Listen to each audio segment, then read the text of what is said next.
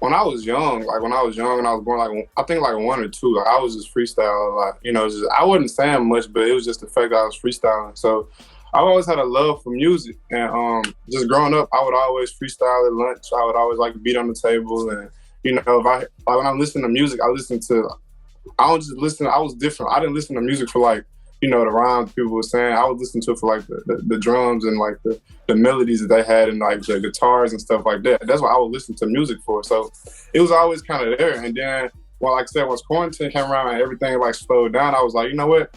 I will see myself in the studio by myself a lot, and I might not have any beats that I like at the time. So I would like, you know, I had a little mini piano that I just had. Like, I never really used it, and I was just like, I was using stock plugins on Studio One, and I would just play some stuff, and it wasn't that good. It wasn't as good. I had some of my friends who were producers to, you know, make it better, but I would just like play some ideas and stuff like that, or like play some drum patterns on guitar loops that I had from other friends, and I would just play some drum loops and like help my friends make it better. And then it came a time where I would have them in the studio with me, and they would just teach me how to actually do it.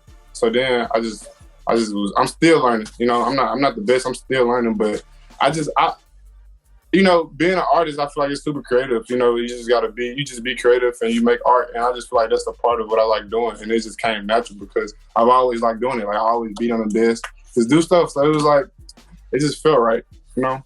When I was young, I was just strictly like rapping. Like, it was just rap. Like, I had a very like monotone voice. And I think what made me like go to that route was when I got my home studio set, like in 2018, I got my home studio set. I was like in there by myself a lot. So like my favorite artists did it. You know, like I was like back then I was like heavy on like YFN Lucci and A Boogie and stuff like that. So they were doing it. So I'm like, when I got my own studio set, I was like trying to see how I can make it sound kind of like that because I like how they sound. And I just kept practicing it. And then, you know, over time, my inspirations with music changed. You know, like my favorite artists now is like Post Malone, Justin Bieber. You know, you got Tupac.